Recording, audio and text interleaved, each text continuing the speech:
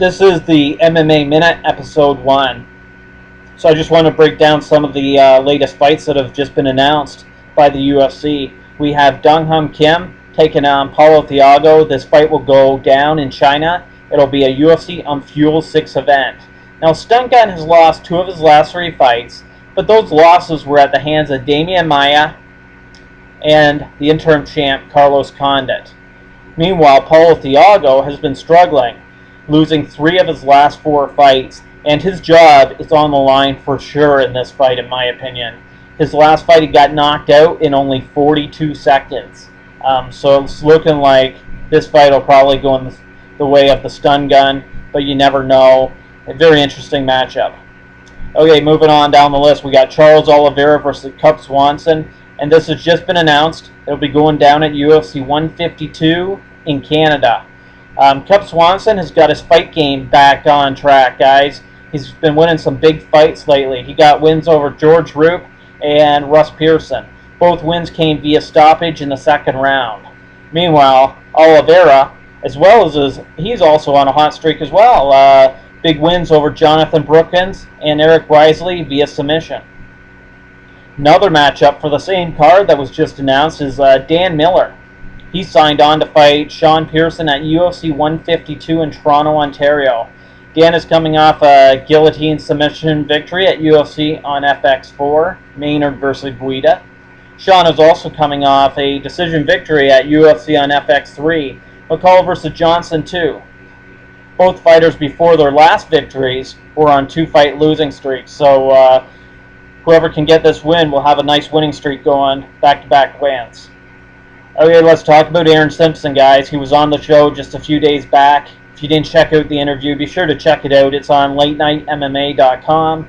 Just scroll down the page and you'll be able to check out that video interview we did with him. He wanted to get the fight with John Fitch. That's not happening. So let's talk about the fight that is happening.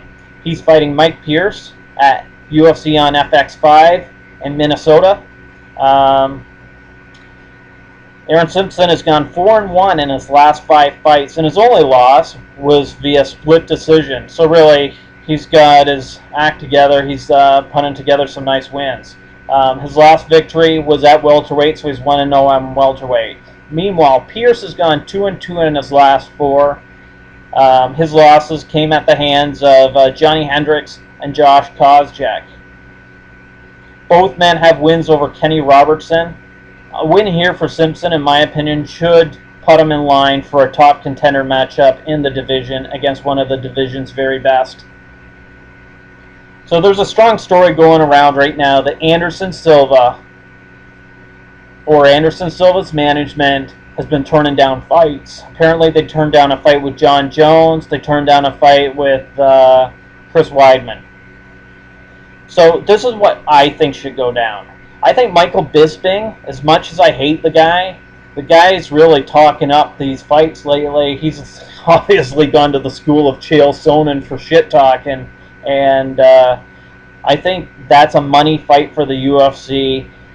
I think Bisping could sell it, and this might do a record number, maybe not a record number, but a really good number pay-per-view wise.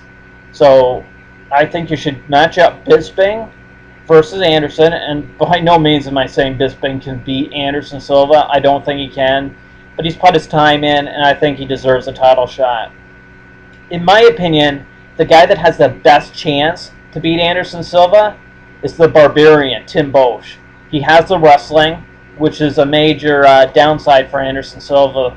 You know, if Anderson Silva has one weakness, everyone knows it's a wrestling game. So, you know, Tim Boetsch has the upper hand in the wrestling game. And we've seen in the Yushin Okami fight that Tim Boetsch can take a punch. So I think that'd be the interesting matchup. So I think Tim Boetsch should fight Chris Weidman in a #1 contender match. And let's do this in Vegas at the end of the year, the big end of the year event they always do right before New Year's Eve. We could do Anderson Silva versus Michael Bisping for the championship. And then we could have a #1 contender match between Tim Boetsch and Chris Weidman. A lot of people think Chris Weidman's ready for the shot right now. I don't think he is. I really don't. Like, give him credit. He's beat Damian Maia, and this win over Munoz was really big. But come on. Are those two fighters bigger than Yushin Okami? And this latest win that Beotsch got against Hector Lombard? Hector Lombard had huge hype behind him heading into this fight. I know Tim Beotsch didn't win the fight sexy, he didn't, stop him, and it was an unbelievable fight for Beotsch, but he got the victory. Same thing with the Okami fight. He got the victory. Yeah, he got his ass kicked for the first 2 rounds, but don't matter. He got the win. So that's what I think should go down. What do you guys think should go down? Who is the true middleweight #1 contender? Post your comments on YouTube. Post your comments on Facebook. Hit me up on Twitter at Radio MMA. And I'd like to thank everyone for checking out the website. We are going to be giving away these hats. Intimidation clothing. So be sure to subscribe for an opportunity to win one of these ball caps. Just hit us up at www.latenightmma.com and subscribe to our YouTube channel for an opportunity to be entered into the contest. And hit up latenightmma.com for all your latest videos. Exclusive content, guys. You won't see our videos anywhere else on the web. Thanks for checking out the video. Ciao.